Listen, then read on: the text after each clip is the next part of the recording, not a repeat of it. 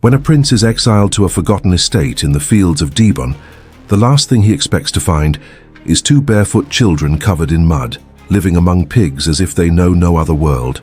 But what begins as an outrageous scandal soon transforms into a revelation that shakes him to his core. Beneath the layers of misery hides a fallen noblewoman with secrets powerful enough to either destroy him or save him. Faced with society's disdain, lies from the past, and the crushing weight of royal duty, he will do the unthinkable, renounce everything for the love he discovers in the most unexpected place. But before we dive into this breathtaking tale of romance and redemption, I'd love to hear from you. Where are you watching this story from? Drop a comment below and let me know what draws you to historical dramas like this one. Your thoughts inspire us to keep creating these emotional journeys for you. And if you're enjoying this content, don't forget to hit that subscribe button, give this video a thumbs up, and share it with someone who loves epic love stories just as much as you do. Now, let's step back in time. The fog hung over the fields like a damp, sticky blanket, grey and relentless, swallowing the horizon whole. Distant trees blurred into silhouettes, their shapes indistinct against the misty backdrop. The air carried the earthy scent of wet soil and manure, mingled with the occasional rustle of birds taking flight from tangled hedgerows. In the distance, the lonely neigh of a horse broke through the stillness of the morning, a sound both haunting and familiar. A sharp creak pierced the silence as the carriage of Prince Leopold of Westerlake came to an abrupt stop. The once sturdy stone path had long since eroded into a muddy quagmire. Without waiting for assistance, Leopold stepped out, his finely crafted black leather boots sinking deep into the thick muck. Each step forward produced a sickening squelch, the kind that made him grimace but couldn't deter him. His cloak, heavy with moisture and splattered with mud, clung uncomfortably to his shoulders. He adjusted the collar of his coat, steeling himself for whatever awaited him beyond the gate. Before him stretched Roseham Hollow, or what remained of it. The name evoked images of romance, nobility, perhaps even grandeur. Yet reality was far less forgiving. Overgrown fields sprawled chaotically, fences lay broken, and trees stood untended, their branches reaching skyward like skeletal hands. The manor house itself seemed on the verge of collapse, its facade crumbling as though abandoned by time itself.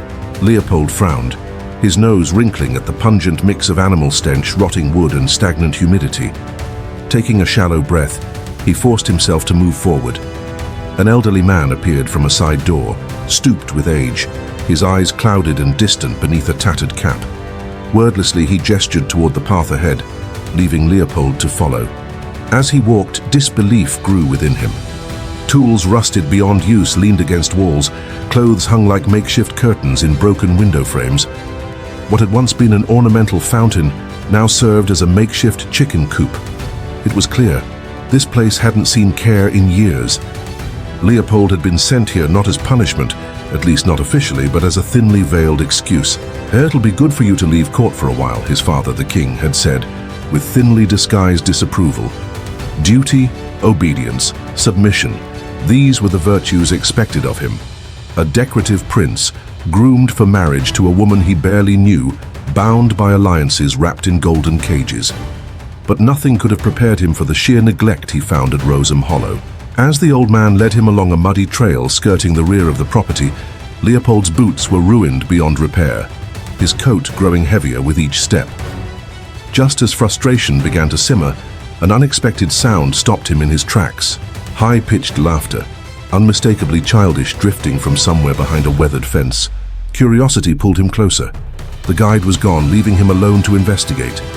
Peering over the fence, he saw them. Two children, no older than 6 or 7, completely caked in mud. Their clothes clung to their small frames like a second skin, filthy yet strangely deliberate. They darted between the pigs, laughing as though oblivious to the squalor surrounding them. For a moment, Leopold froze. Not because of the grotesque scene, but because of what followed. Despite their surroundings, the children spoke with clarity and poise, their accents refined, their words laced with elegance. This was no ordinary rural life.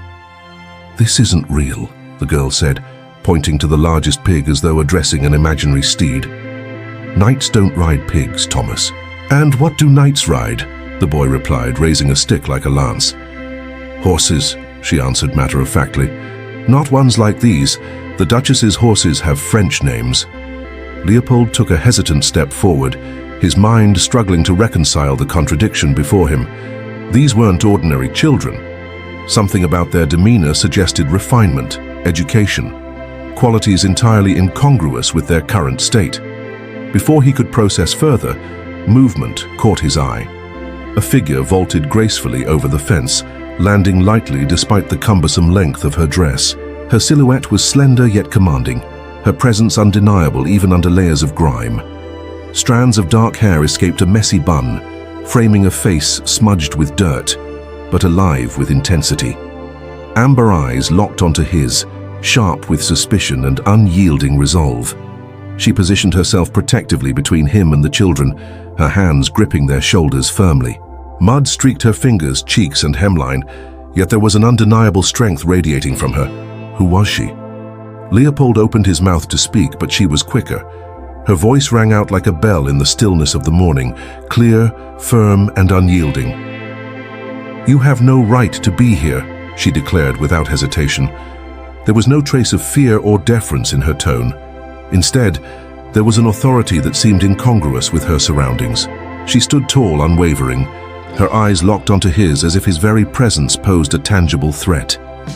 Her fingers remained steady on the shoulders of the children behind her, who trembled slightly, not out of fear of her, but perhaps from the tension in the air. It was evident they were accustomed to her protection. Leopold did not move. He studied her with a mixture of disbelief and confusion. Mud clung to her arms up to her elbows, and her dress, a pale grey now indistinguishable from the muck beneath their feet, hung loosely around her body like a worn-out rag. Yet, despite her disheveled appearance, there was an undeniable dignity in her posture and an unmistakable authority in her voice, qualities that seemed entirely at odds with the squalor surrounding them. "Who are you?" he asked, more out of instinct than courtesy. "That does not concern you," she replied, lifting her chin defiantly. "These children are under my care, and they have no business being disturbed in this part of the property." Leopold narrowed his eyes, trying to make sense of the situation. Her accent was refined, her diction precise, her choice of words polished, all markers of an education far beyond what one would expect among the rural poor. "Do you think it's appropriate to let two children live among pigs?" he questioned, his tone laced with incredulity. The woman did not flinch. "It's preferable to letting them live in fear," she responded firmly. Her answer caught him off guard. It wasn't defensive, it was resolute, leaving no room for argument. He studied her for another moment before turning slowly back toward the pig pen. The children were still there, silent. The older girl, with dark curls framing her face and an inquisitive gaze, stayed close behind the woman like a loyal shadow. The younger boy sucked absent-mindedly on a dirt-covered finger, seemingly indifferent to the world around him. Both children had faces smeared with grime, yet their eyes told a different story. They weren't the eyes of abandoned children. They sparkled with life, awareness, even pride. Leopold sighed inwardly, irritated with himself for feeling so unsettled by the scene before him. Summoning a colder demeanor, he said, "I am the new owner of Rosem Hollow. I don't need permission to walk on my own land." "Then consider this a warning," she shot back, her voice icy. "Not all secrets here wish to be unearthed." Without giving him a chance to respond, she took the children by the hand and led them away, walking confidently through the mud. When the younger child slipped, she tightened her grip, ensuring he didn't fall. Together they disappeared through a side door of the house, never once looking back. Leopold stood alone beside the pig pen, staring after them. For a fleeting moment, he doubted whether he had understood what had just transpired. But the knot forming in his stomach told him otherwise. Something about the encounter felt strange, unsettling, and profoundly unjust. He couldn't simply leave without understanding why.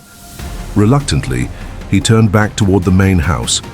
An elderly servant awaited him at the entrance, silent as ever, gesturing for him to follow.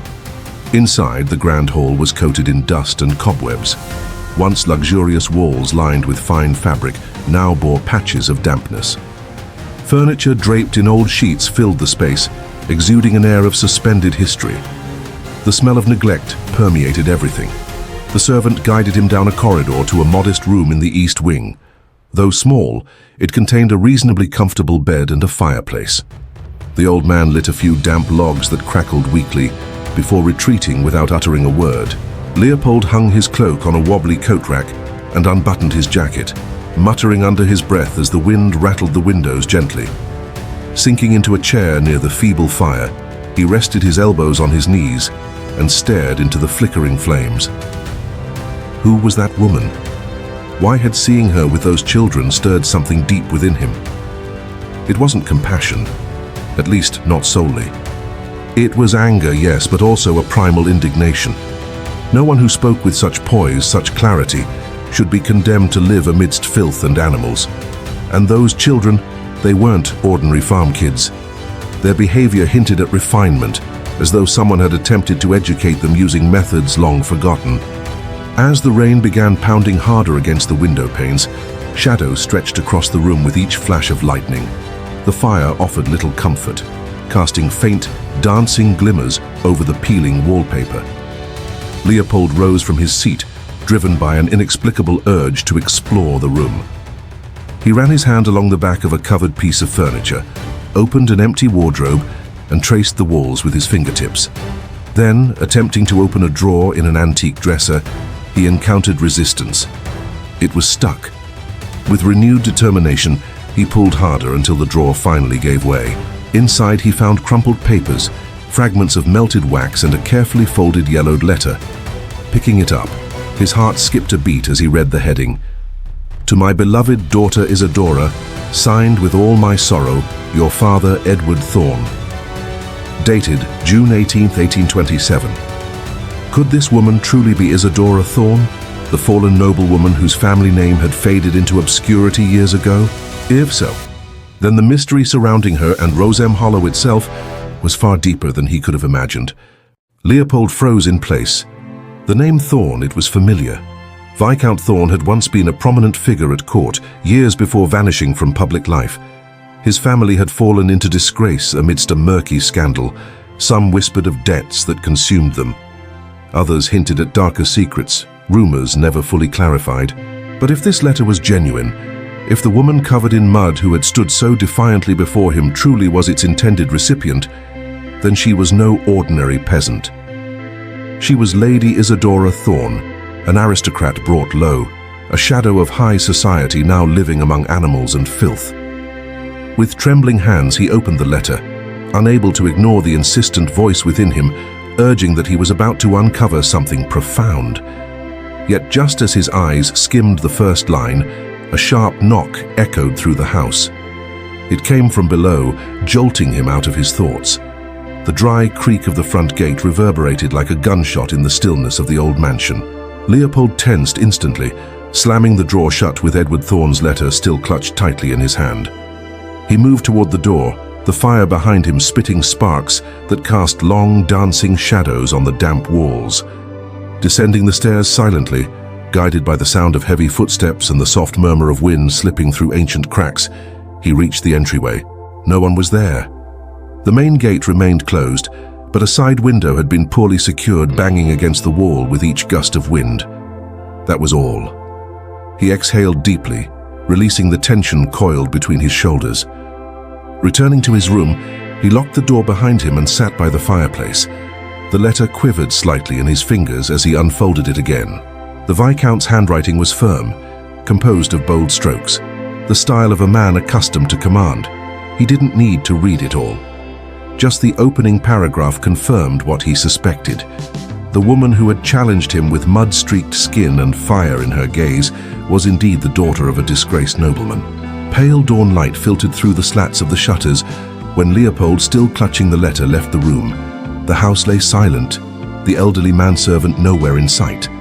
Following his instincts, he crossed to the south wing where he'd last seen her disappear the evening before. There he found a weathered wooden door, secured with a simple latch.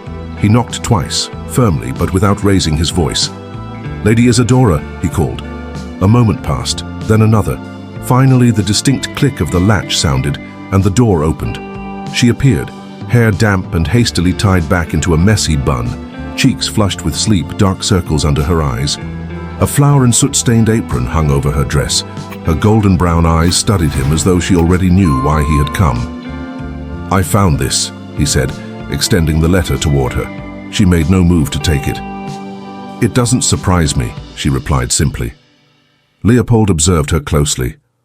Her voice carried the same refinement, clear, educated, devoid of any trace of vulgarity, but there was a resignation in her tone that unsettled him.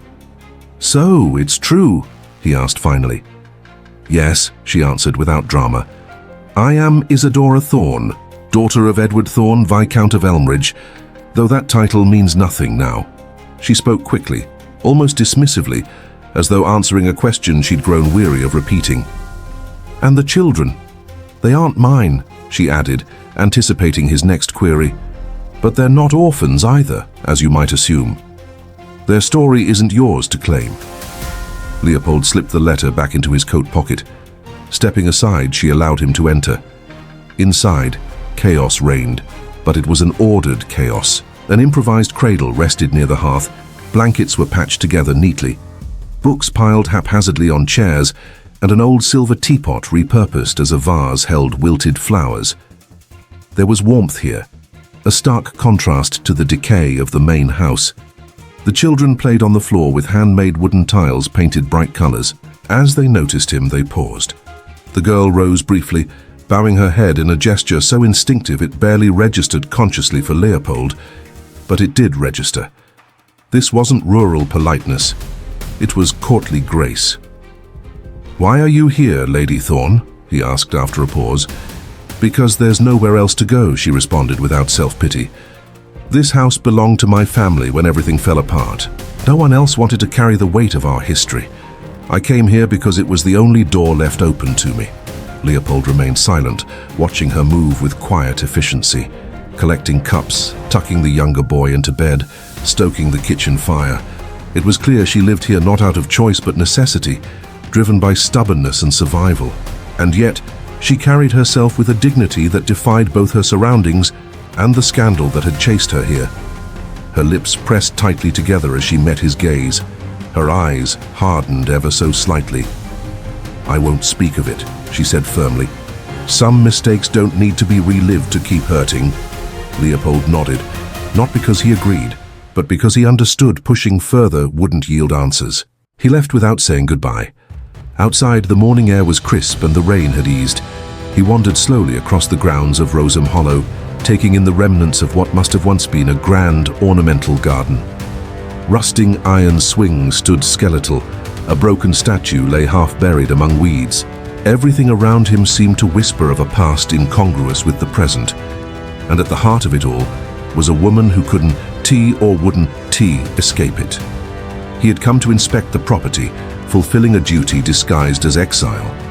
But now, he felt ensnared by something deeper, visceral, impossible to articulate. When he returned to the main house, the elderly manservant awaited him, holding out a thick envelope sealed with red wax bearing the crest of Westerlake. Without hesitation, Leopold broke the seal. Inside, a brief message. His mother reminded him he was expected back in London within the week. Duchess Eleonora de Belencourt had already arrived in the city, awaiting his presence to finalize the arrangements for their engagement. His return was non-negotiable. Leopold read the letter once more, his fingers tracing the edges of the thick paper as if trying to memorize its texture. Then, with slow, deliberate steps, he moved toward the hearth in the grand but decaying entrance hall. The fire had dwindled to embers, so he coaxed it back to life with a dry log from the stack nearby.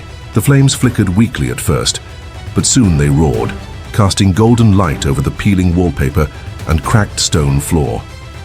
Without hesitation, he held the letter above the flames, watching as the corners curled and blackened.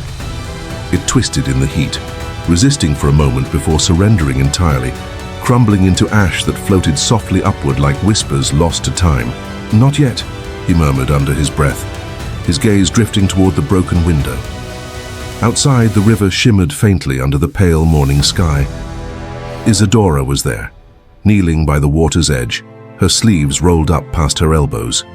Her hands plunged into the icy current, scrubbing clothes against a flat rock with a rhythm born of necessity rather than choice. Strands of hair clung to her forehead, damp from exertion or the misty air.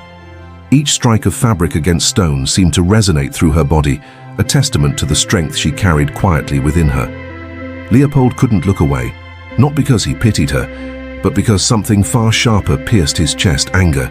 Anger at the world that had forced a woman like her to live this way.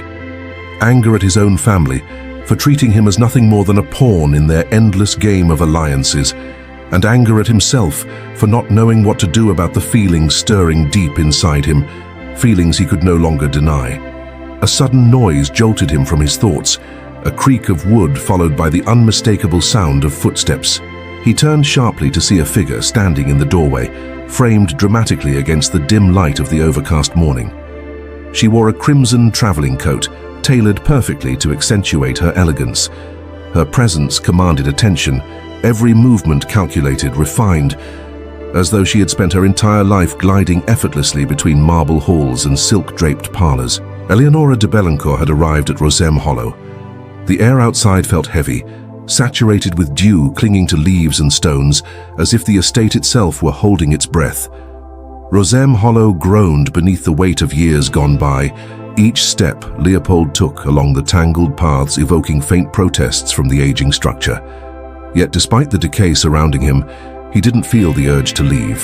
For the first time in years, he felt connected to a place, even if that connection came wrapped in silence and unanswered questions.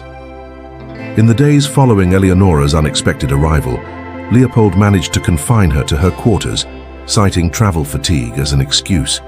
This gave him space to explore the property further, delving beyond the obvious signs of neglect.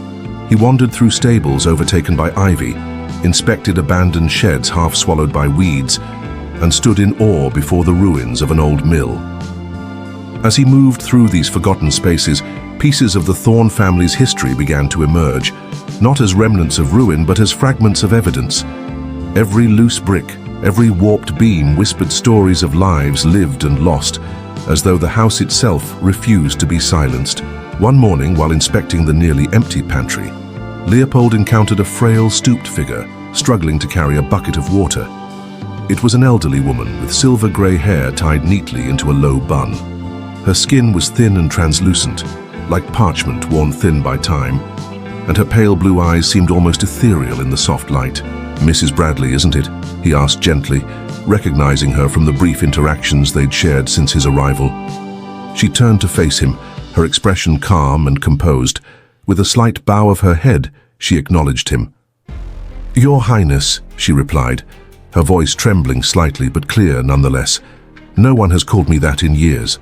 Mrs. Bradley didn't inquire why he walked among the servants or why he chose solitude over company.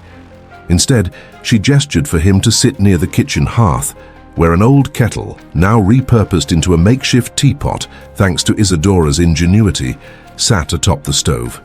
She poured him a cup of tea, the liquid dark and bitter, tasting more of memory than of herbs. Leopold sipped it slowly, letting the warmth spread through him. He didn't press her for answers. She offered them freely, as if sensing his need to understand. "Lady Isadora," Mrs. Bradley began, her tone thoughtful, "was always such a sweet child. Though perhaps too brave for her own good, she had a way of seeking out what was right, even when it wasn't convenient." Her gaze drifted toward the fire, lost in thought. After the Viscountess passed, things changed. The Viscount became erratic, consumed by a desperate need to preserve his status. He gambled recklessly, signed contracts he couldn't honor. Debts mounted, lands were seized, and with them went the respect of the nobility. Her voice softened, tinged with sorrow. But worse than the financial losses were the rumors. They say he was betrayed by someone he trusted completely. No one ever discovered who. After that, the Thorn family unraveled, consumed by their own shame. Leopold listened intently, piecing together the fragments of Isadora's story. "And now she's here," he murmured, almost to himself, "with 2 children who aren't hers in a crumbling estate." Mrs. Bradley nodded slowly. "There's honesty in places no one else wants to claim. Perhaps that's why she stays." Those words lingered in his mind long after he left the kitchen. As he stepped outside, he caught sight of Isadora in the backyard, perched on a stone bench. She was carefully untangling knots from the little girl's hair, her movements patient and tender. The child sat quietly, absorbed in reading aloud from a worn book, her voice barely audible. There was an intimacy to the scene that made Leopold hesitate, feeling as though he were intruding on something sacred. Isadora noticed him then, lifting her gaze to meet his. She neither invited him closer nor dismissed him outright. Her amber eyes softened momentarily before returning to the task at hand. Later, as storm clouds gathered overhead, she appeared at his door without a word, extending a steaming cup of tea. Leopold's hands were cold, not just from the biting chill of the winter air or the hours spent cutting dry branches, but from the weight of something deeper that he couldn't yet name. When Isadora handed him the cup of tea, it wasn't her smile or any overt gesture that struck him. It was the absence of fear in her eyes. For the first time, she trusted him, if only a little. That small shift between them carried more significance than either would admit aloud. That night, Leopold sat alone by the fire, his thoughts heavy and restless. He didn't reach for a book or sift through papers as he usually did. Instead, his mind wandered to his mother, whose questions about his happiness had always been conspicuously absent. He thought of his older brother, destined to rule without the burden of perfection pressing down on him, and how different their paths were. And then there was himself, the obedient son, groomed to follow every unspoken rule of royal life. But now, here in Roseham Hollow, those rules felt like chains he no longer wished to wear. What he found here wasn't merely decay. It was truth, raw, unadorned, and achingly real. The sound of hooves broke the silence. At first, Leopold dismissed it as his imagination playing tricks on him, but the noise grew louder, more insistent. A carriage appeared on the winding path leading to the estate. The horses pulling it were sleek and black, their coats gleaming despite the gloomy sky. The carriage itself was a masterpiece of polished dark wood and gilded accents, bearing a flag emblazoned with the crest of Belencourt. Leopold's stomach tightened as he stepped out onto the porch, his heart sinking before the door even opened. From within the carriage emerged a figure whose presence commanded attention. Eleonora de Belencourt descended with the poise of someone who knew exactly how the world should bend to accommodate her. Her scarlet dress clung to her form, radiant even under the overcast sky. She stood tall, her expression one of icy disdain, and scanned Leopold from head to toe. The dirt caked on his boots and trousers seemed to offend her sensibilities, as though she couldn't have fathomed why her betrothed would allow himself to be seen this way, in front of a crumbling house no less. "What kind of welcome is this?" she said, her voice sharp enough to cut glass. Leopold didn't respond. Inside the house, a curtain fluttered slightly. Isadora had been watching from the window, her face pale and unreadable. For the first time since he'd met her, her pride faltered, replaced by something far more vulnerable. Fear. Eleonora's voice sliced through the tension like a blade. "Is this what you call inspecting properties these days?" she asked, her tone dripping with mockery. Leopold remained rooted where he stood, his posture rigid but composed. The wind tousled his dark hair as he met her gaze, his expression calm, yet impenetrable. "You arrived unannounced," he replied, his voice low and measured. "This estate isn't prepared for visitors from court." "I'm not here as part of the court," she shot back, stepping down from the carriage without waiting for assistance. "I'm here as your fiancé, and apparently I've arrived just in time."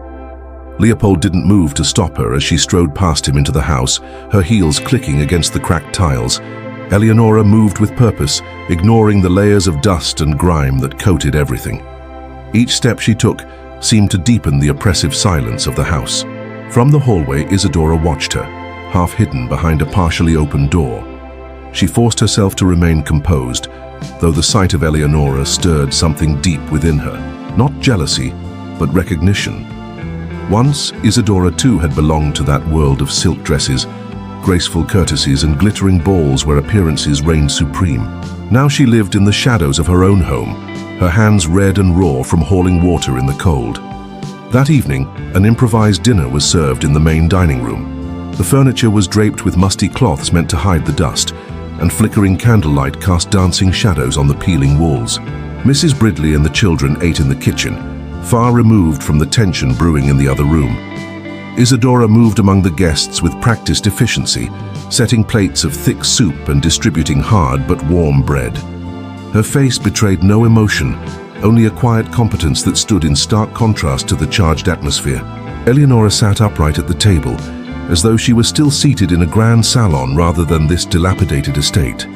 Her sharp eyes followed Isadora's every movement, finally landing on her with a pointed question. "And who is this woman?"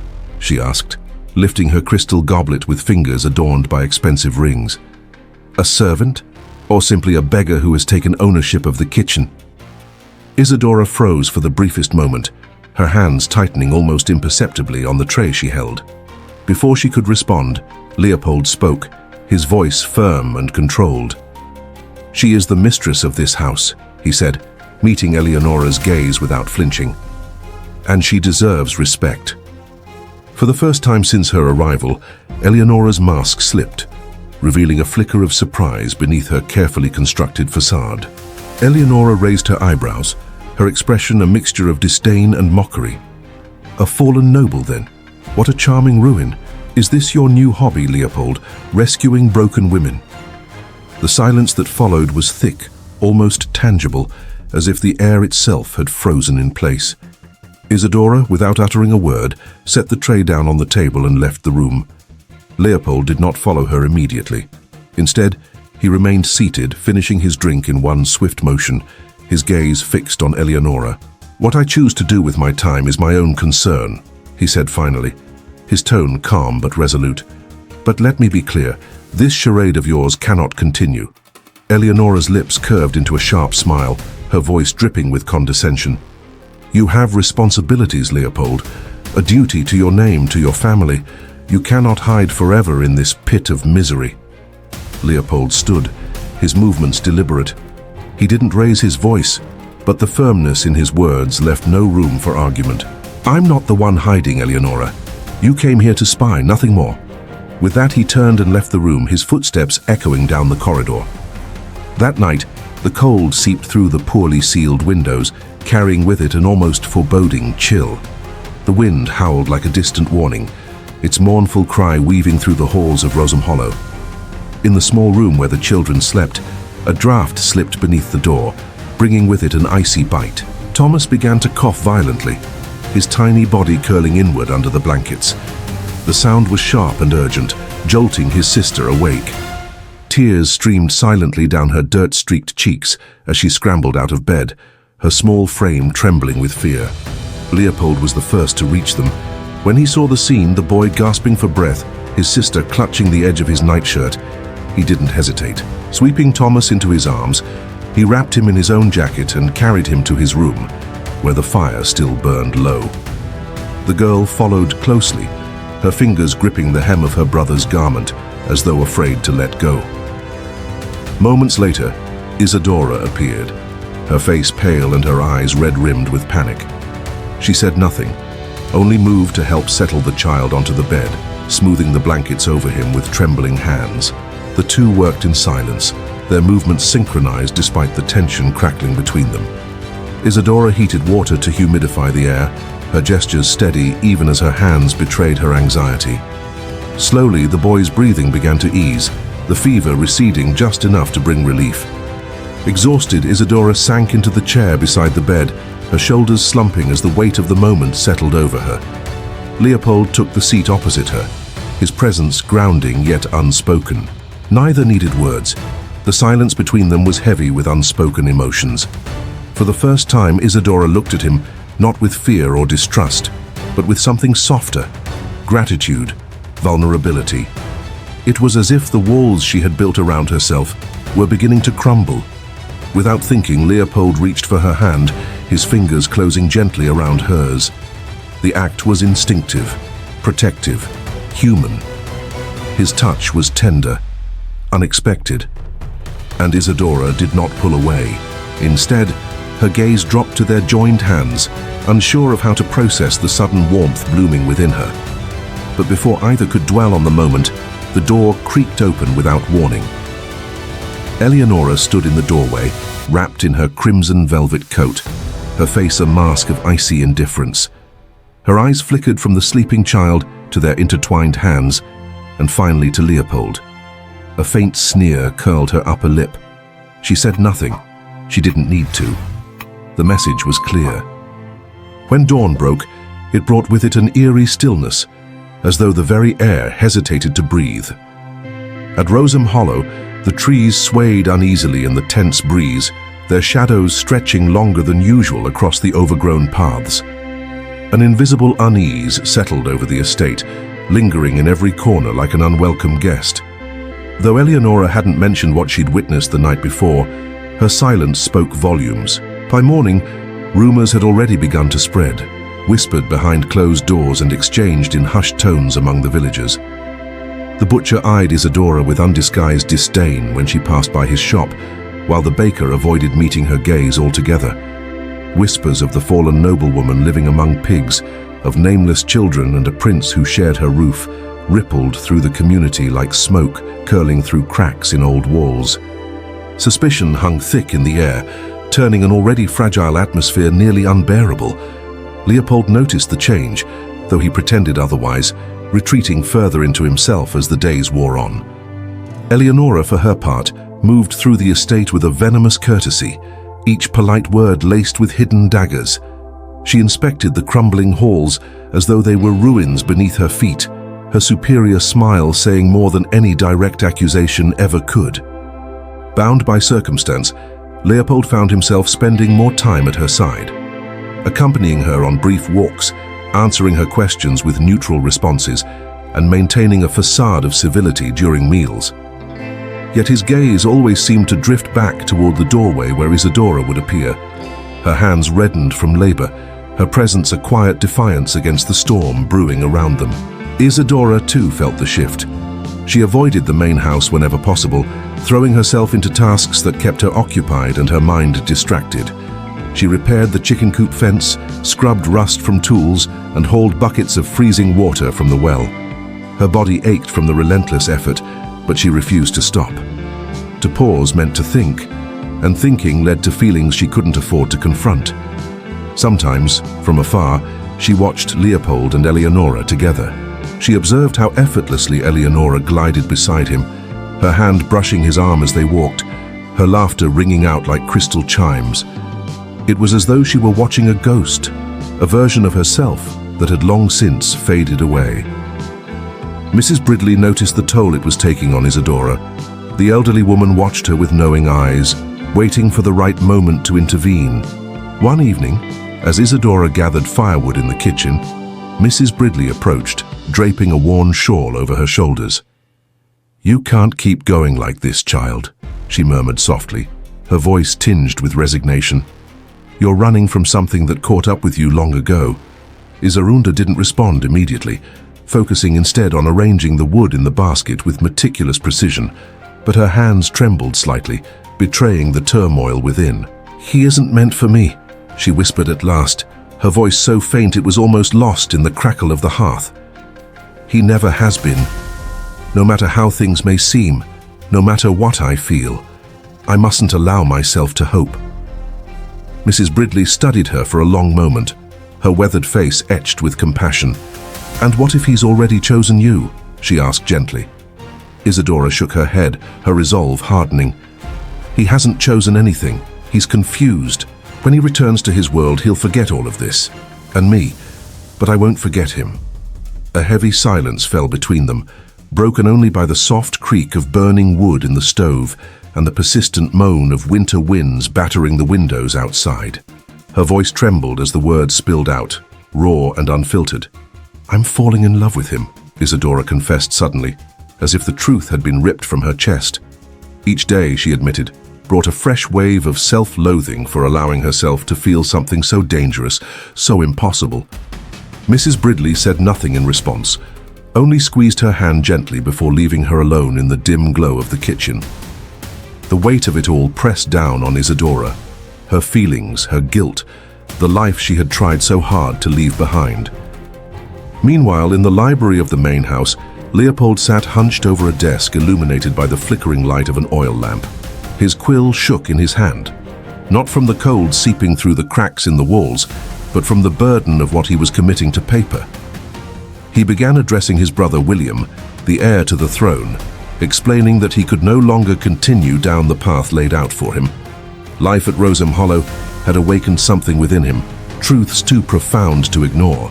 He wrote of duty, of the suffocating weight of maintaining an unblemished image, and of a marriage proposal to Eleonora that now felt like chains binding him to a fate he no longer desired. Though he never mentioned Isadora by name, every line carried the weight of her presence. Every pause whispered her name. When the letter was finished, he sealed it with wax and placed it carefully on the mantel. For a long while, he stared into the flames of the fireplace, lost in thought. The silence stretched far beyond the confines of the room, wrapping around him like a shroud. That same night, Isadora stepped outside, seeking solace in the cool air. She walked along the familiar forest path, the one she had traversed countless times, to forget, to remember, to numb herself against the ache in her heart. The moon hung high above, partially veiled by clouds, casting dappled shadows across the ground. Dry leaves skittered across the path, their rasping sound blending with the soft rustle of the wind.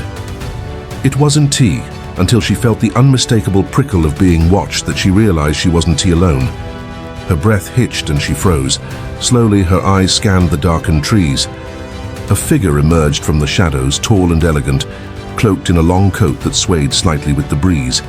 Beneath the brim of a dark hat, a smile spread across his face. A smile Isadora recognized instantly. "Isadora," came the deep, charming voice. "At last I've found you." "Lord Rutledge," she replied, her voice barely audible over the crunch of dried leaves beneath her boots. Her heart pounded in her chest as he stepped closer, moving into the faint light cast by the moon. His features were still handsome, though thinner than she remembered, with lines etched deeper into his face and eyes shadowed by time. His blonde hair was perfectly styled, his woolen coat immaculate despite the mud splattered along the edges of the path. But his smile held no warmth. It was calculated, deliberate. "It's good to see you alive," he said smoothly, though a trace of condescension lingered in his gaze. "Though I must admit, this place is quite a step down from the gardens where you once strolled." Isadora crossed her arms tightly, trying to steady the tremor running through her body. It wasn't the chill in the air that unsettled her. It was the ghost of a past she had fought so hard to bury. "What are you doing here?" she demanded, her voice firm despite the unease swirling inside her. "Your whereabouts weren't as secret as you might think," he replied, taking another measured step toward her. "Some of us still talk about you in the city, you know. Your disappearance caused more of a stir than you'd imagine." She turned her head away, struggling to maintain her composure. "I didn't come back to reopen old wounds." "No?" Edwin interrupted, his tone shifting slightly. "Then allow me to help you. Let me give you a chance to reclaim some of what you've lost." "And why now?" she shot back, anger flaring. "After all these years, you decide to show up offering salvation. Spare me your pity." He raised an eyebrow, his expression growing colder. "It's not pity you need, it's opportunity, and I can provide it."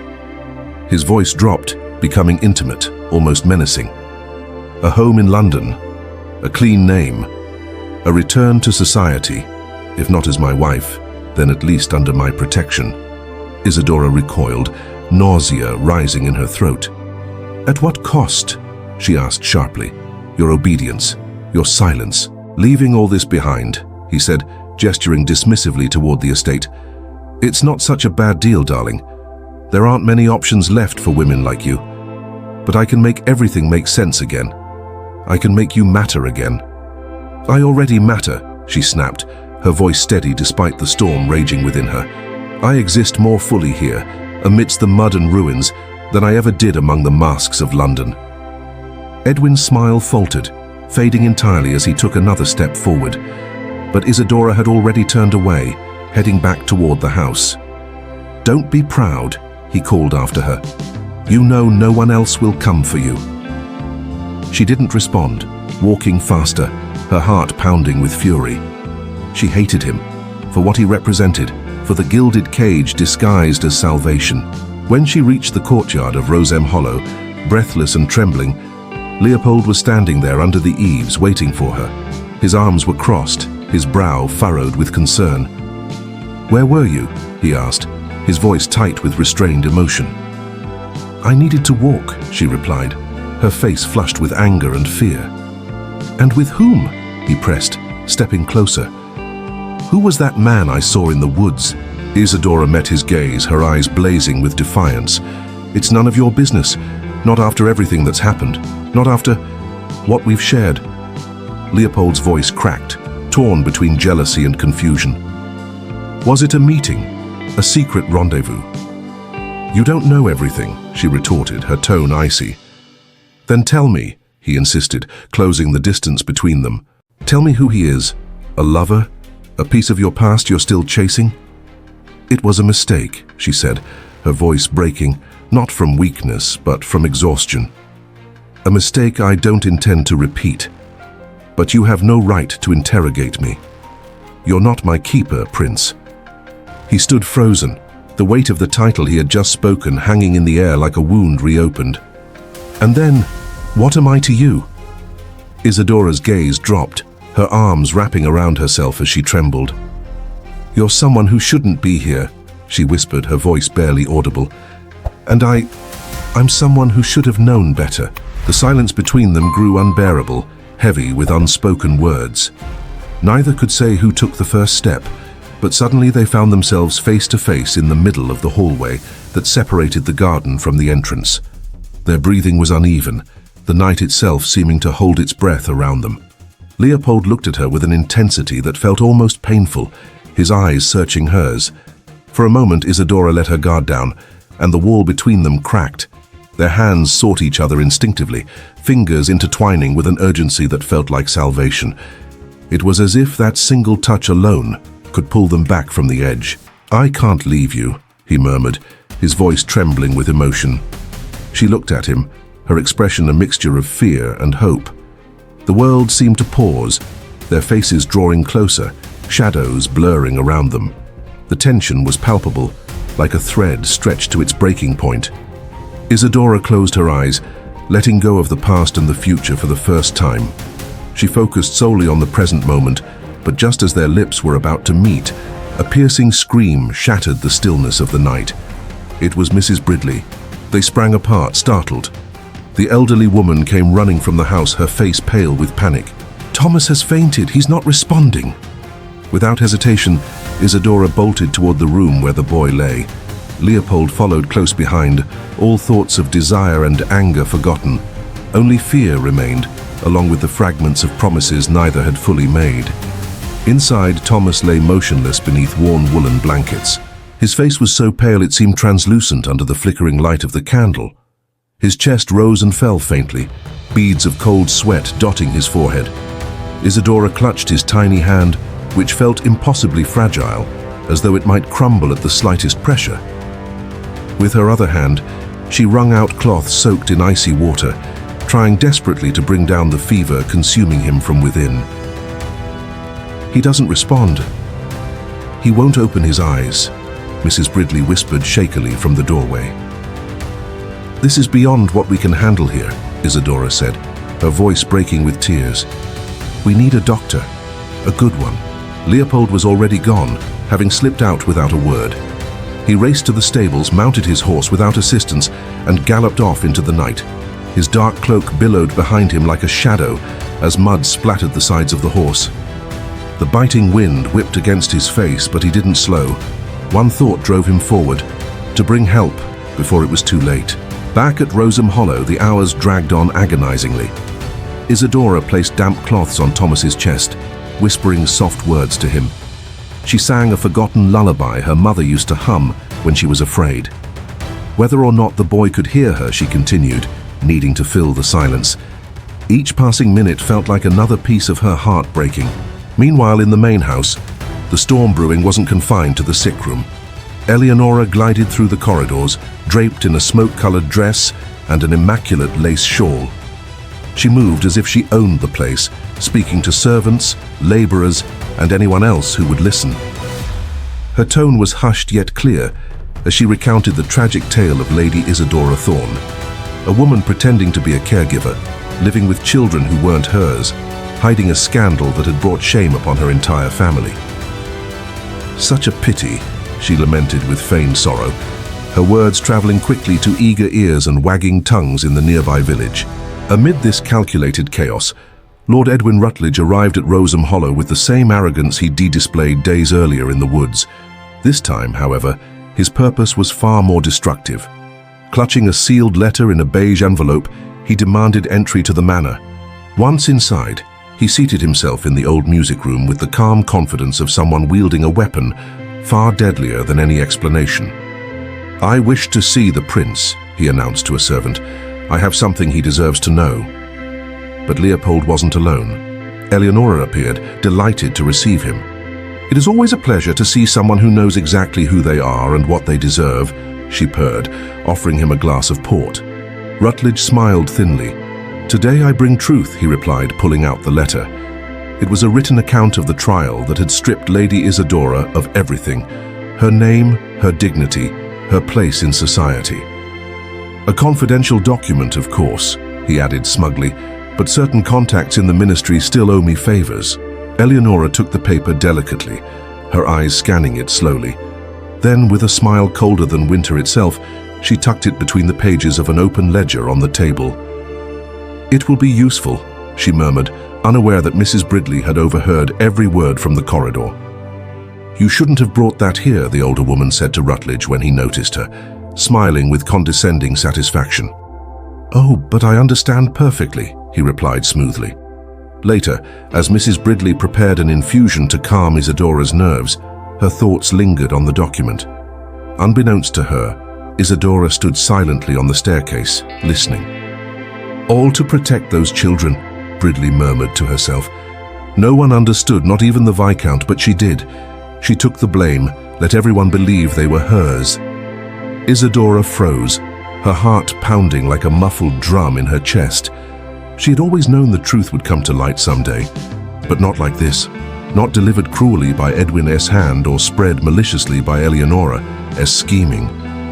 As twilight settled over Roseham Hollow, the rhythmic clatter of Leopold's horse echoed through the cobblestone path.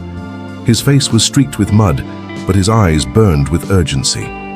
Behind him, an elderly doctor with a grave expression dismounted and was immediately ushered to the sick child's room.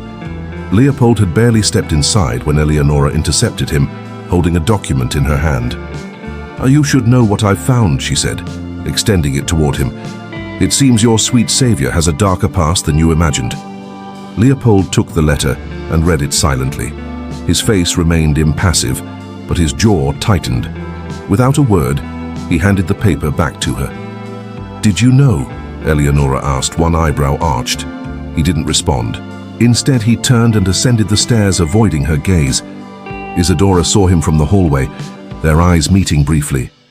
But something in his expression, a shadow, a flicker of doubt, cut deeper than any accusation could have. She didn't wait for him to speak. Turning on her heel, she disappeared through the back door. That night, as the child slept under the doctor's care and the house lay cloaked in heavy silence, Isadora packed her few belongings. She moved quietly, without tears, folding sturdy dresses, a couple of books, letters from her sister, and the clumsily embroidered handkerchiefs the children had made.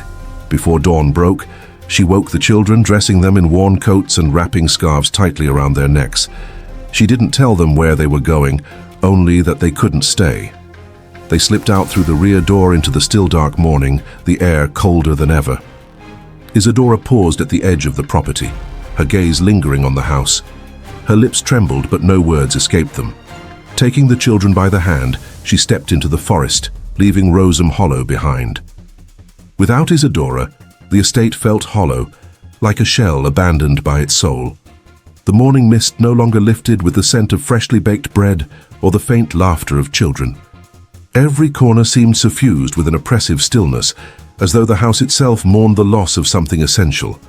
Dead leaves gathered in doorways, corridors echoed with unsettling emptiness, and even the songs of blackbirds in the neglected gardens failed to soften the silence. For 3 days, Leopold did not leave his room. He wasn't physically ill or exhausted. but anger and confusion held him captive. Sleep eluded him, and food sat untouched beside his bed. The only presence he tolerated was Mrs. Bridley's, who silently brought him hot tea and bowls of soup he rarely touched. Meanwhile, Eleonora moved through the house with the confidence of someone convinced she had won. She no longer bothered masking her disdain for Isadora's memory or feigning civility. To her, everything had fallen neatly back into place, but Leopold wasn't surrendering. He was simply waiting. His room still carried traces of the life that had been, the faint scent of warm wool from the blankets the children had wrapped themselves in, the ghostly impressions their small hands had left behind. Sometimes, almost unconsciously, he would run his fingers over the fabric, as if trying to feel their warmth once more. And then there was the letter, the damning document Edwin Rutledge had delivered, filled with accusations and half-truths. Leopold had read it so many times he could recite it by heart.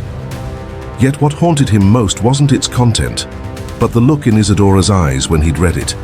It was a shadow of resignation, as though she had always known disappointment would find her eventually. One stormy afternoon, as the sky darkened to a brooding grey, Mrs. Bridley entered his room without knocking.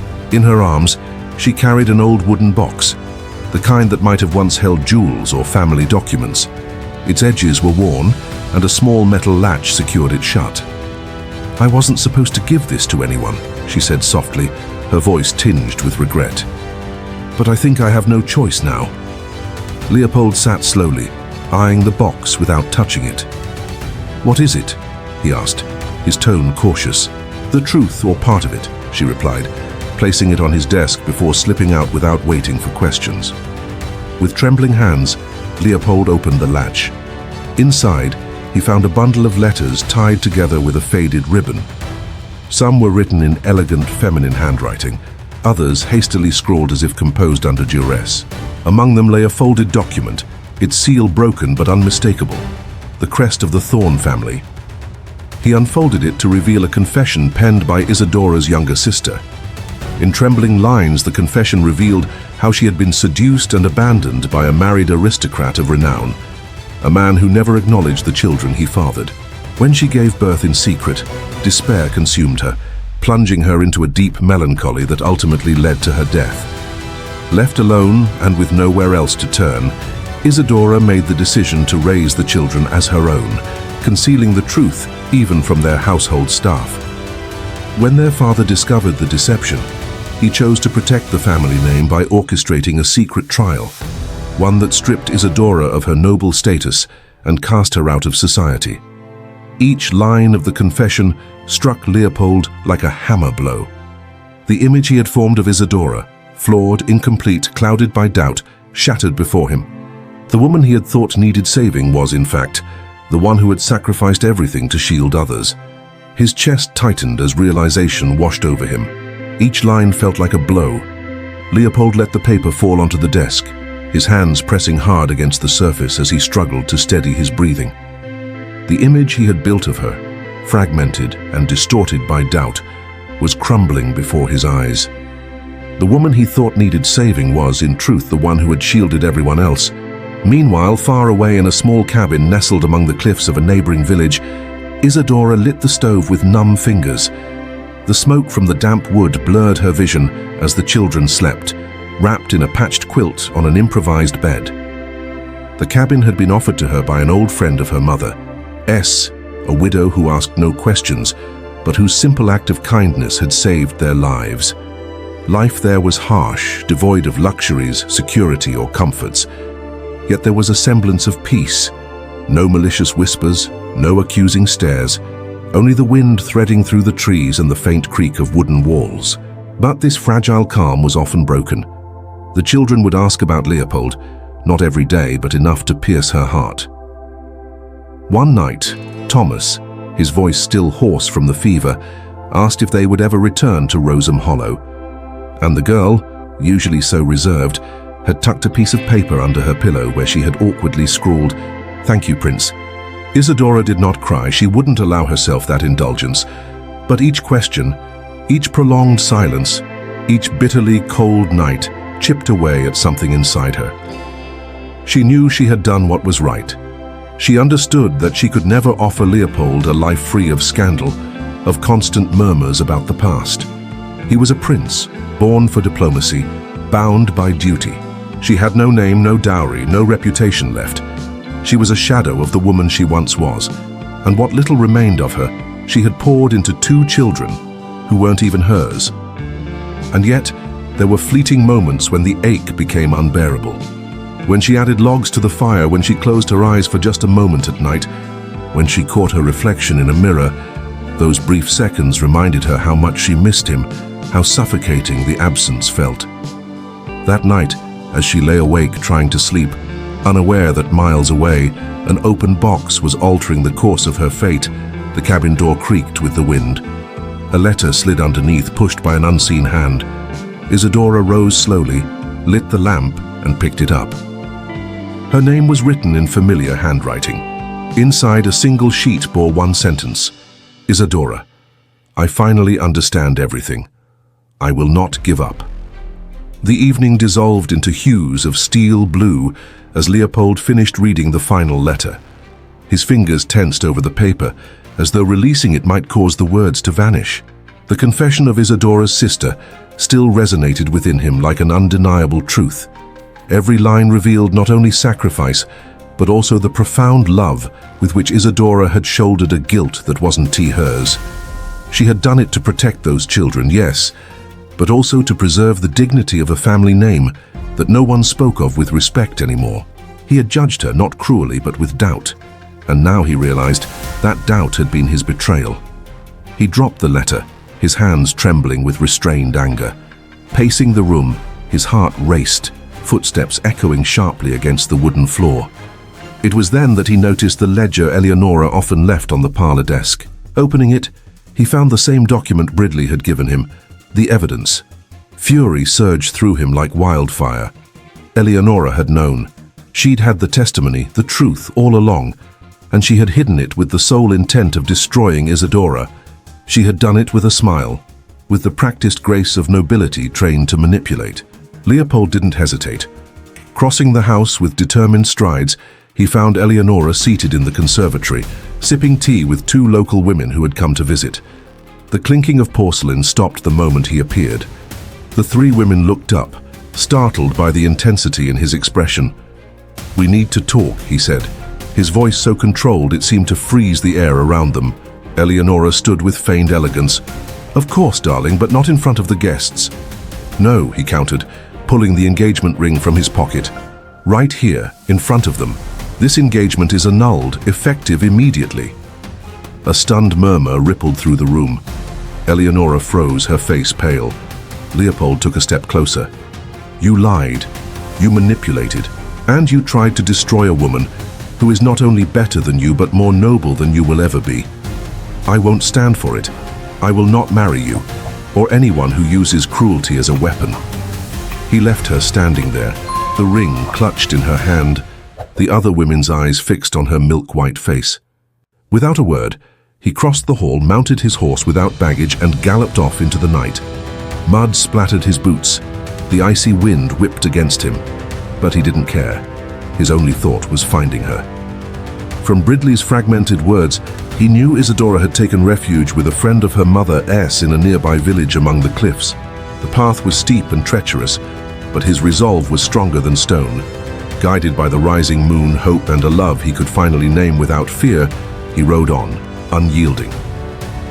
He arrived at the cabin as night was folding into shadows, a modest structure with a battered fence, and no smoke rising from the chimney. He called out once, but there was no answer. Pushing open the slightly ajar door, he stepped inside to find it empty. His heart seemed to freeze for a moment. The blankets were neatly folded, the table cleared, and the earthen floor bore no recent footprints. Only an envelope remained, resting on the wooden table, his name written in shaky handwriting. Leopold opened it with trembling hands. Inside, just a note. "Forgive me. I cannot stay." The paper quivered between his fingers, as though the ink were still wet, the words freshly etched with the same trembling resolve that now coursed through his veins. 5 words, simple, finite, yet cutting deep like winter's frost. A farewell, clean and cold, leaving behind a hollow emptiness that echoed louder than any accusation could. He stood there in the center of the vacant cabin, unmoving for what felt like an eternity. The silence enveloped him like a shroud. Even the wind seemed reluctant to slip through the cracks of the wooden walls.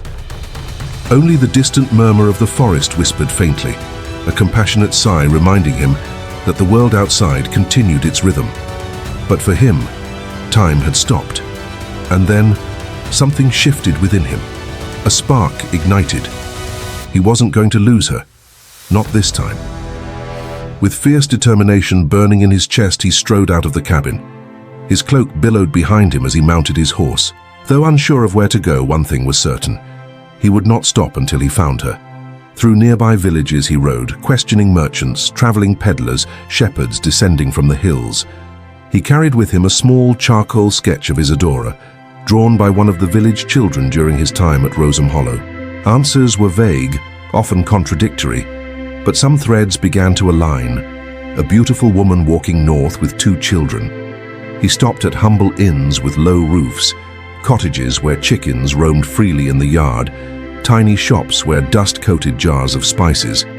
Each step forward was a blend of anxiety and hope, each mile bringing flashes of memory, the man he had been when he first arrived at Roseham. A prince exiled under the guise of duty, a crowned son trained to obey, hollowed by years of restraint, prepared only to follow orders, never to love. But now everything had changed. Now he was someone who understood the tenderness of soil-streaked hands, the unyielding strength of a woman who refused to break, the laughter of 2 children who didn't know privilege, but did know the safety of being fiercely loved. It was Bridley who gave him the clearest lead.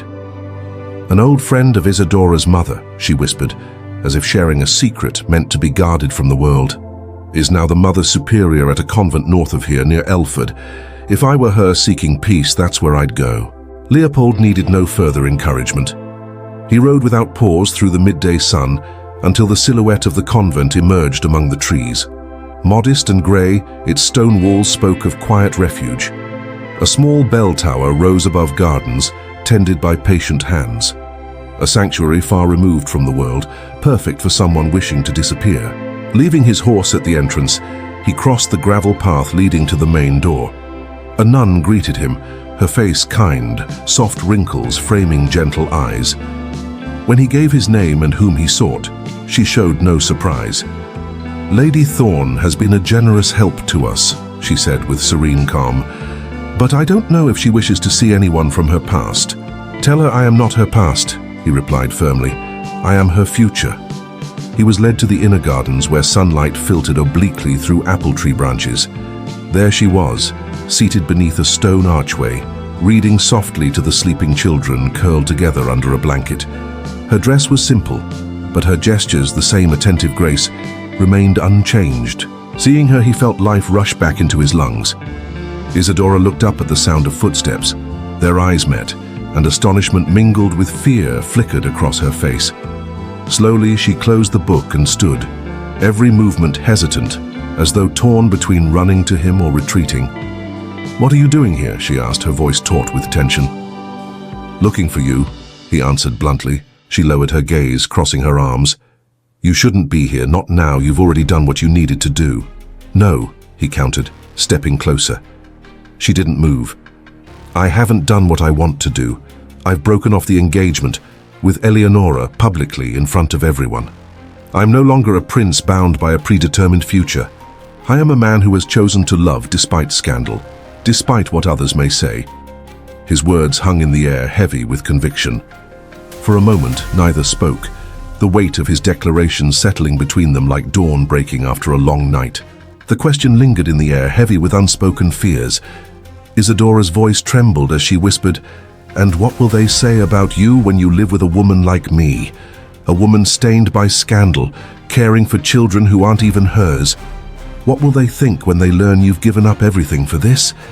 Leopold looked at her as though she had just uttered something utterly absurd.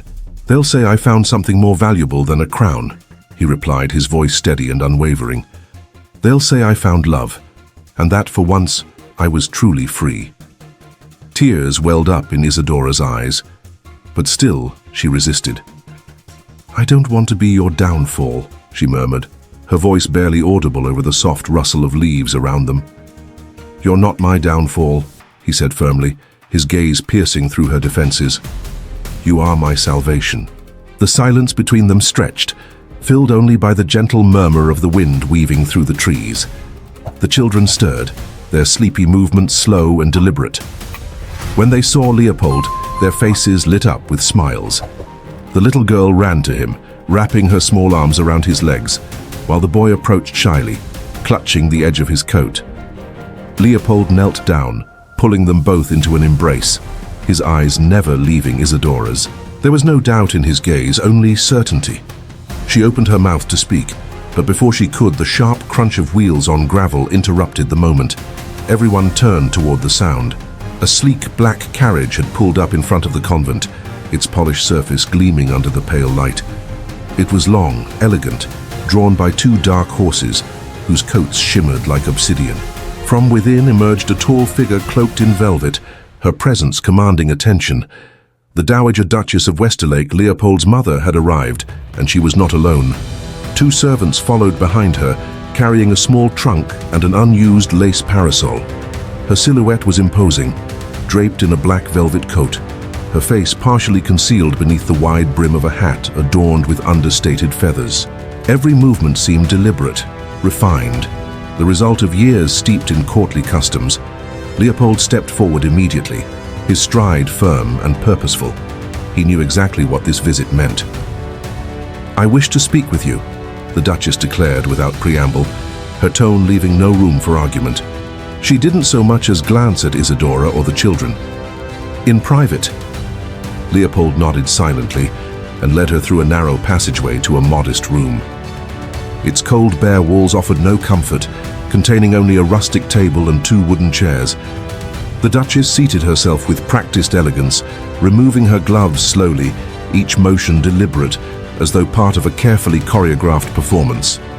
"I hope," she began, her voice measured yet cutting, "that this moment is not definitive, that you are still capable of reclaiming your senses."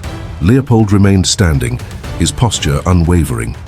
"You have brought shame upon the House of Westerlake," she continued, her words slicing through the air like a blade. "You have broken off an engagement with the daughter of one of the most influential families on the continent.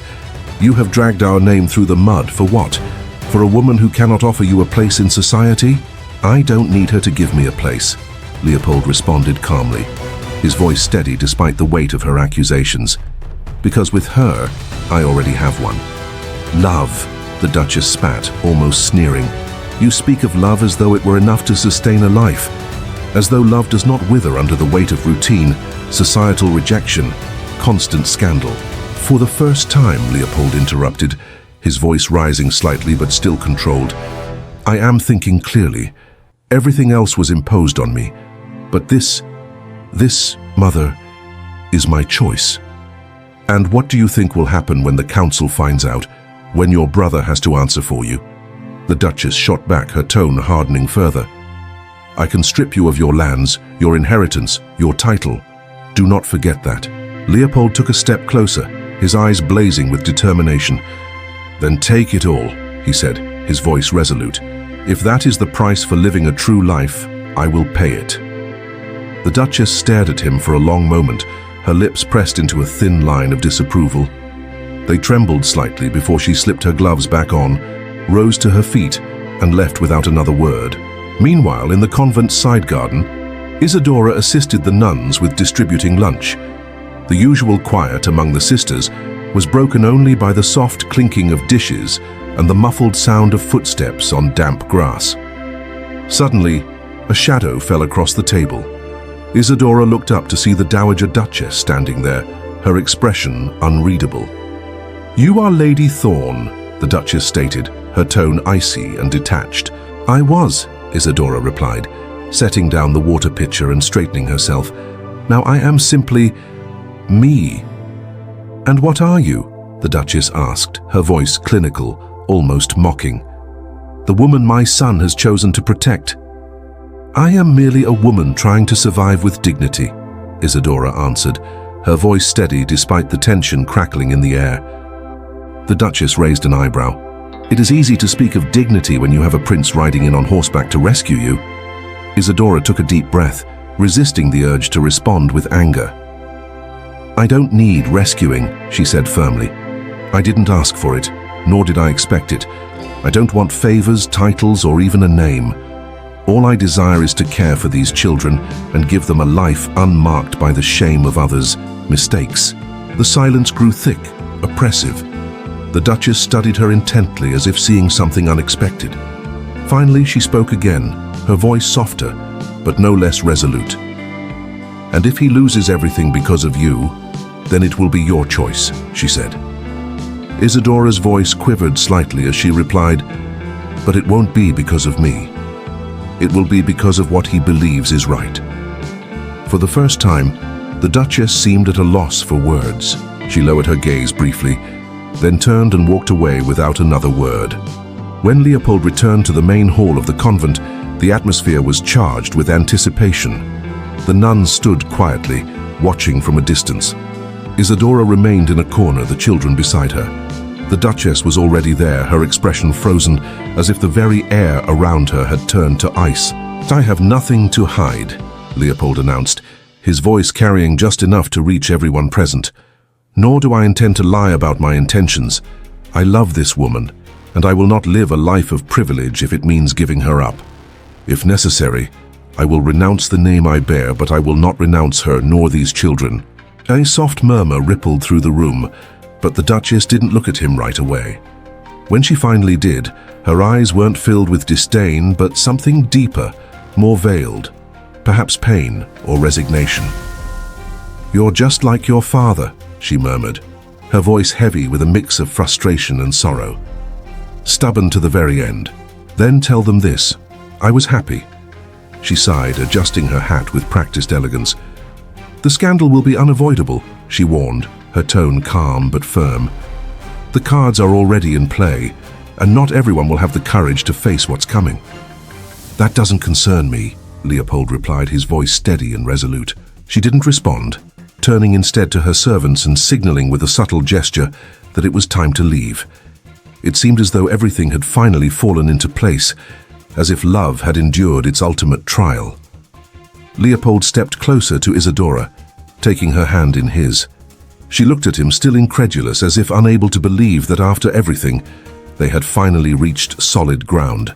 But just as the sun began to break through the clouds, softening the sharpness of the air, a rider approached the convent. He carried a sealed envelope bearing the crest of the Lorings, distant relatives of the Thorns. For Lord Leopold of Westerlake, the rider announced, dismounting from his horse.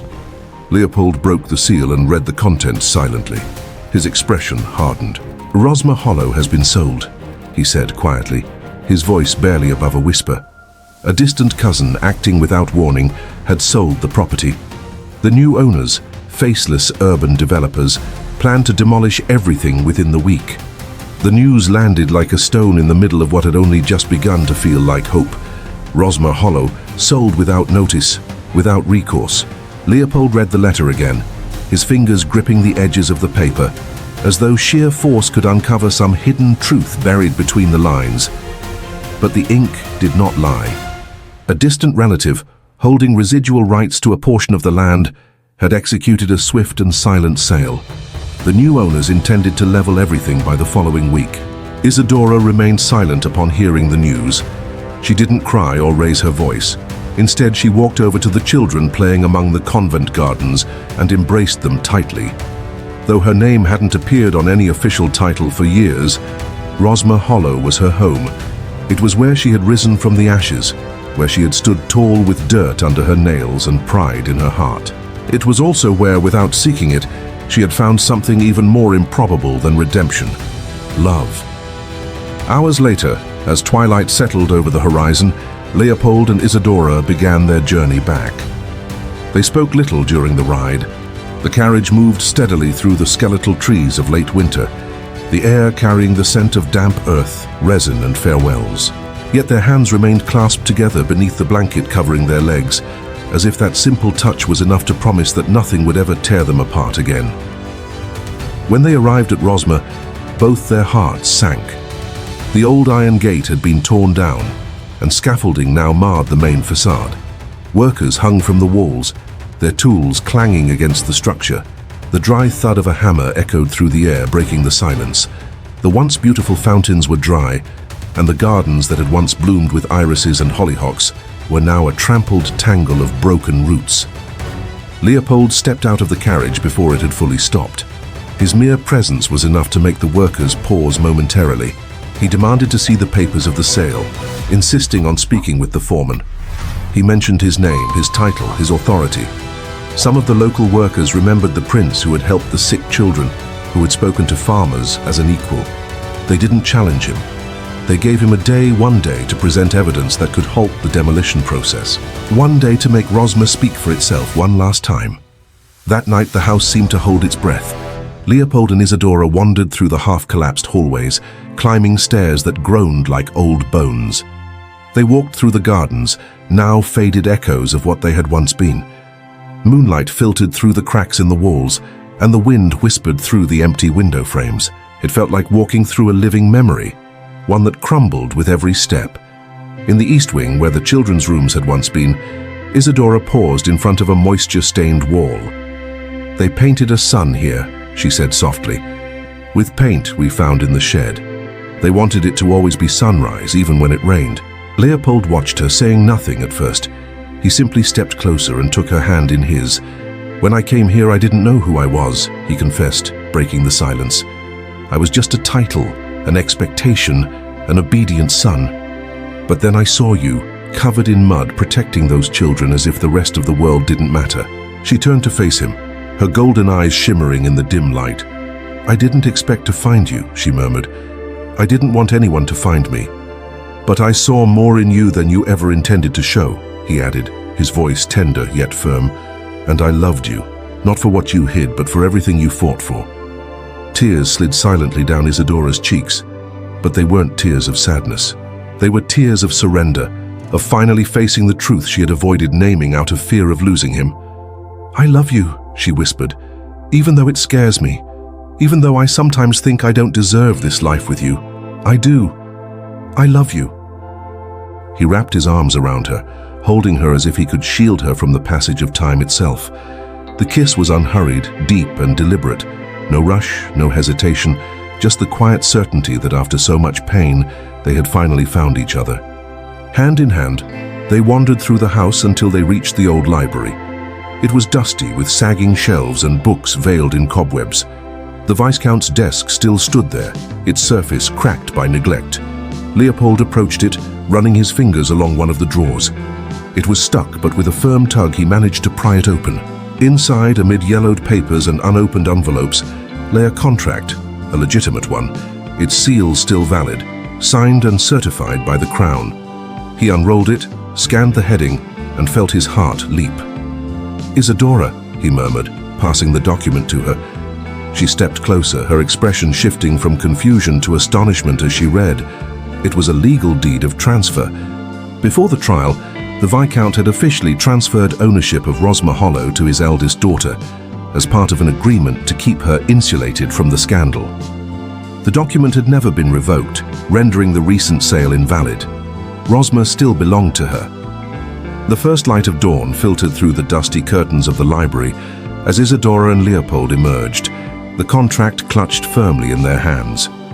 Neither spoke as they descended the worn stairs and crossed the battered gardens toward the main entrance, but their steps were steady, synchronized. For the first time in weeks, they moved not out of uncertainty or fear, but from clarity. Rosmer was theirs.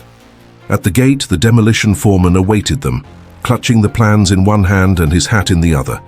When Leopold presented the document, the man furrowed his brow as he read it. Then, raising his eyes to Isadora, who stood silently beside him with pressed lips and shining eyes, he muttered, "This changes everything." With an awkward bow, he conceded, "We'll have to halt the work." And so it happened. The workers packed up their tools slowly, as though sensing they would not return. The planks, scaffolding, and sacks of plaster vanished within hours. By the time the sun rose high in the sky, only the trampled gardens remained as evidence of what might have been destroyed. Leopold wasted no time. He immediately set the legal process in motion to validate the contract, enlisting the support of a local notary and 2 former parliamentary colleagues who still owed him personal favors. The sale was annulled, and any claim over the property deemed illegal. Isadora was once again, in the eyes of the law and society, the rightful heir to Rosmer Hollow. Lord Rutledge, upon learning of the annulment and the validity of the document he had sought to ignore, discreetly disappeared from social circles. Some said he had departed for Bath on account of his health. Others claimed his family had sent him abroad to recover. What was certain was that his reputation was tarnished, not only by his involvement in the Thorn scandal, but also by his failed attempt at manipulation.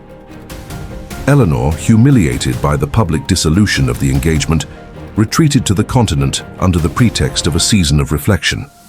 In truth, no one at court believed her ego would allow her to return soon to the same circle that had witnessed her fall. Though the Dowager Duchess of Westerly offered no apology, she did request a private audience with Leopold before her departure. It was brief and formal, but as she left, she approached Isadora, extending her hand. "Take care of this place and of him," she said softly, her voice carrying an uncharacteristic note of vulnerability. "He's not as strong as he appears." Then, without looking back, she departed. In the days that followed, Rosmer came alive with a new, almost hopeful energy. Far from returning to London as expected, Leopold announced he would remain in Devon indefinitely. The estate needed attention, yes, but so did the children, the land, and the woman he loved. Isadora accepted his presence with a natural ease, no longer questioning what life had offered her, because she now understood it was not charity, but a mutual choice. Their love was neither an act of pity nor a hidden scandal. It was real, everyday, profound. Mrs. Bridley, for her part, was honored in a small ceremony held in the house's main hall, where Leopold introduced her as the silent protector of Rosmer. A room was built for her in the newly restored wing, and the townsfolk began referring to her as Mrs. Bridley with renewed respect. For the first time, the children received lessons at home. A governess with gentle manners and firm hands was hired to teach them reading, music, and geography. Their true names were officially recognized as Isadora's nephews, but there was no scandal, only fleeting curiosity that time eventually erased. The village, which had once regarded them with disdain, began to embrace this new normalcy. Women brought jars of preserves, children played with Thomas and little Anna in the meadow, and men greeted Leopold with respectful nods. No one found it strange anymore to see the prince in rolled-up shirt sleeves, helping mend a fence or carrying sacks of flour into the barn. The house that had once been moribund began to breathe again. Every morning, Isadora went out to the garden with an empty basket and returned with wildflowers or fresh herbs. Leopold read to the children in the library, where a new rug now covered the floor that still creaked beneath their feet. The aroma of freshly baked bread filled the kitchen once more. Rosmer was reborn, not as a symbol of arrogant aristocracy, but as a home of simple truths woven together by choice, loyalty, and love. Spring arrived at Rosmer like a quiet blessing, heralded by the first buds of lavender in the garden and the insistent song of blackbirds in the still bare branches of the oaks. The air carried the fresh scent of damp earth, and the sunlight filtering through high clouds bathed the fields in a golden glow that softened everything. Where there had once been ruins, there was now hope. Walls that had been fractured by neglect were painstakingly repaired, and windows gleamed clean, adorned with light curtains that danced softly in the breeze. In the garden, neatly outlined rows gave way to young plants: rosemary, lavender, mint, climbing roses. Every corner of Rosmer seemed touched by an invisible hand that rebuilt not just walls, but dreams. Near the east wing, in a small restored stone building, a modest school had opened just weeks earlier. It was humble, with only 2 classrooms and a small library, yet it brimmed with life. Isadora, with the help of 2 governesses and funding from Leopold, had spearheaded the project with a passion that moved everyone. Each day, children from the village and nearby farms arrived with flushed cheeks and ink-stained fingers, learning not only to read, write, and count, but also to imagine. On this particular morning, the air was mild and the sky clear as glass. Thomas and Anna, along with 6 other children, ran across the open field, their voices rising like soft bells. They wore straw hats and clutched books tightly to their chests, though they abandoned them without a second thought when distracted by butterflies or the insistent buzz of a curious bee. From the main gallery of the house, Isadora and Leopold watched in silence. She wore a simple linen dress, pale blue with rolled-up sleeves, and her hair pinned loosely with an ivory clip. Her bare feet rested on the warm stone of the porch, and between her hands was a teacup she had forgotten to lift to her lips. Her gaze was fixed on the children, but the faint curve of her lips suggested she was elsewhere, somewhere deep, intimate, and full of gratitude. Beside her, Leopold wore work clothes, a white shirt rolled to the elbows, dark linen trousers, and boots stained with dried mud. His hands were clasped behind his back, and the sun gilded his now longer, unruly hair. His eyes never left her.